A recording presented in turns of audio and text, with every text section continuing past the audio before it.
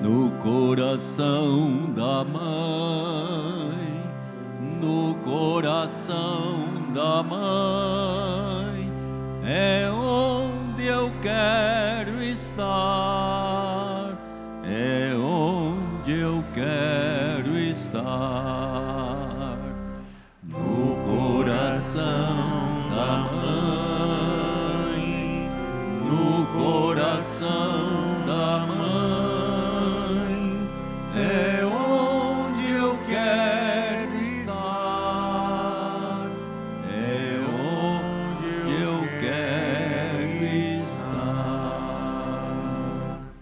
É no coração da mãe que a gente entende a mensagem da Bíblia Sagrada. Queridos concelebrantes, ministros, ministras, querido irmão, querida irmã, queridas irmãs celebrando seus 25 anos, recordando aquilo que foi proclamado para nós nesse tempo do ciclo do Natal.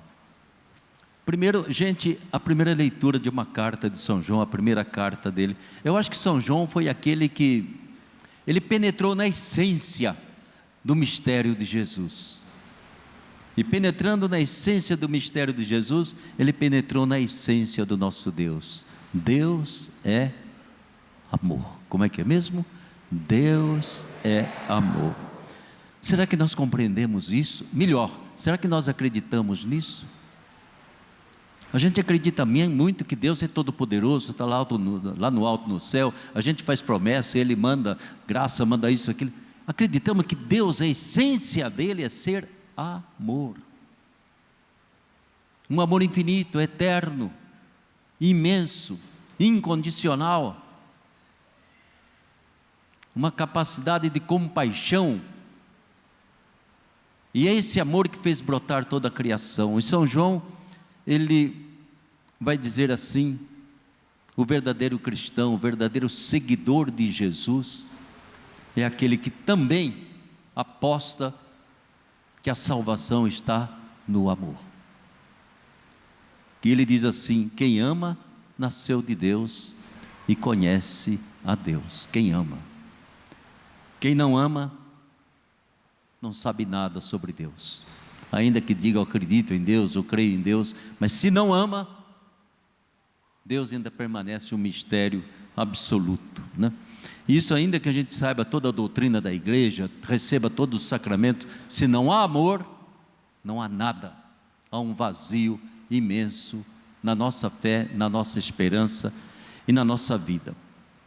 Este amor de Deus, como eu dizia para vocês, que olha para a humanidade.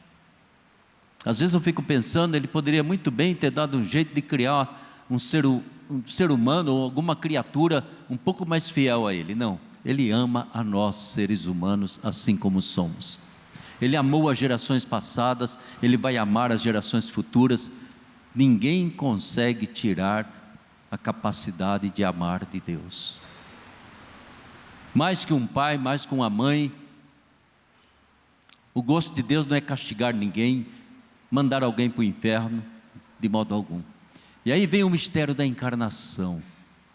Meu filho, o que a gente faz para salvar essa humanidade? É como se o filho dissesse: pai, eu vou lá, eu vou encarnar, eu vou entrar na carne, na humanidade desses seres humanos, eu vou penetrar com a natureza divina nessa natureza humana tão frágil, tão passageira. Eu vou lá. E veio. E a gente olha aquela pequenina criança num presépio, e a gente olha aquele adolescente em Nazaré, aquele homem adulto trabalhando na marcenaria do pai, aquele pregador levando para todo mundo a palavra de Deus, e o olhar dele de compaixão, principalmente por quem estava passando por alguma necessidade, seja no pecado, seja na miséria, seja na fome, seja na sede. É esse o nosso Deus. E o Evangelho fala exatamente dessa compaixão, desta sensibilidade imensa de Jesus, né? Essa preocupação dele por aquela multidão que o seguia. E ele, evidentemente, não queria que ninguém passasse fome. E ele provocou os discípulos. Qual foi a palavra dele quando os discípulos alertaram? Escuta, manda o povo embora para poder comprar pão. Não, dai-lhes vós mesmos de comer. A responsabilidade é de vocês que são meus discípulos, de vocês que acreditam em mim, de vocês que me seguem. Não terceiriza para ninguém, não. Faça o que você puder. É tempo de Natal. Eu acho que a gente se esquece facilmente do mistério da encarnação, até porque a gente gosta muito do sofrimento de Jesus, da paixão, morte na cruz. Isso não é mistério, gente, isso é tragédia terrível, praticada por uma parte daquela geração. O mistério é essa encarnação, assumir as nossas dores, a nossa sensibilidade, a nossa vida, penetrar cada minuto, cada instante de um ser humano, vivenciar tudo isso e depois, graças a Deus, vencer a própria morte e ressuscitar. Isso é importante para nós. Jesus olha para aquele povo imenso e dizia para os apóstolos: parece ovelha sem pastor.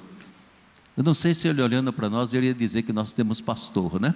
Não, aliás, gente com o nome de pastor tem bastante, mas gente que conduz o povo para o caminho da justiça, da bondade, do respeito, da partilha, eu acho que são poucos. Alguns se dizem pastores, mas gostam muito mais de amontoar bens para si mesmo, sucesso, título, né? E nós ficamos com inveja de longe, chupando o dedo, mas isso não é ser pastor. Jesus olha para aquele povo, não é mesmo? E eu acho bonito que a evangelização feita por Jesus não é essa que a gente escuta às vezes de alguns padres e pastores evangelizadores, apontar pecado, apontar isso, apontar... Não. A evangelização de Jesus não é de apontar pecados, não é só de ensinar doutrina, mas é de sentir, perceber o que é que o povo estava precisando. E com aquela multidão toda, ele percebe, eles vão passar fome. E ele então faz com que os discípulos tinham percebido, né? Mas ele diz: não adianta perceber, é preciso fazer alguma coisa. Quantos pãezinhos vocês têm aí? Ah, tem pouquinho, pega esse pouquinho. Vamos dividir, vamos partilhar? Vamos. E é exatamente a generosidade no pouco que faz acontecer o muito. Deus faz o milagre de multiplicar, quando aquele pouquinho que eu tenho, eu reparto com amor. Aí tudo se multiplica, dá para todo mundo. Foi o que fez Jesus, esse milagre de Deus. Então veja um pouquinho, nós estamos, graças a Deus, entrando em mais um ano de história. Nunca esqueça que se existe uma história humana que às vezes parece não progredir muito, a não ser nas bugigangas que oferece para a gente comprar, existe uma história da salvação, onde Deus está sempre presente, não desiste, não se cansa, e vai acompanhando os nossos passos, para nos dar as mãos, para iluminar o nosso caminho. E é importante então que a gente perceba que esse mandato de Jesus, dai-lhes vós mesmos de comer, graças a Deus penetrou na cabeça dos apóstolos, dos discípulos, né? Qual é a história da nossa igreja católica? É uma igreja que ao longo de tantos séculos, né, vai multiplicando obras sociais, vai multiplicando gente que acode, pastorais que ajudam, enfim, não adianta só uma Bíblia na mão, não adianta saber de cor a palavra de Deus, não adianta anunciar o pecado, a maldade, não adianta nada disso se não houver misericórdia, compaixão, sensibilidade e amor. Estamos longe do Deus de nosso Senhor Jesus Cristo, estamos longe do caminho dele. Então pense um pouquinho como que vai ser a minha vida ao longo desse ano, não é mesmo? Até onde eu na minha paróquia, na minha comunidade, eu contribuo também para que haja sempre o gesto de caridade. Liturgias bonitas não é difícil de fazer, pessoal bem vestido, nós aqui, essas coisas a gente faz. Agora a caridade é que custa, e a caridade às vezes a gente tem que sacrificar o que é da gente. E ainda o povo mais generoso que tem é o povo que precisa, e não aqueles que têm de sobra. Então é tão importante que eu seja muito firme nisso. Deus é amor, Jesus é a encarnação do amor de Deus, e se eu quero ser discípulo dele, ou eu tomo o caminho do amor. E não é do amor que declara amor, é do amor que tem gestos de caridade, de bondade, de compaixão. E nisso tudo, minha gente, Deixe soar no seu ouvido constantemente essa palavra de Jesus: dai-lhes vós mesmos de comer. Faça aquilo que está na sua possibilidade, aquilo que você pode. Não precisa ser muito, mas faça com amor, com caridade, e isso se multiplica. Provoque na sua comunidade sempre a caridade. Fique feliz se tem festa bonita, festa do padroeiro. Fique feliz com um mundo de coisas e reforma a igreja e faz uma coisa mais bonita, mas fique preocupado. Se não fizermos nada para os pobres, a festa não valeu nada. Isso é importante, né? O nosso santuário aqui está bonito, não está? Cada dia mais bonito. Tudo da família dos devotos. Vocês não imaginam o número de obras sociais que esse santuário, essa mãe de Aparecida tem, por tudo quanto é canto aí, para poder, desde as pessoas mais idosas até os garotinhos, as crianças, não é mesmo? Ou seja, o que está bonito por fora tem que estar bonito por dentro, e por dentro é só a partir do coração, é a partir da caridade que a gente realmente segue o caminho de Jesus, né?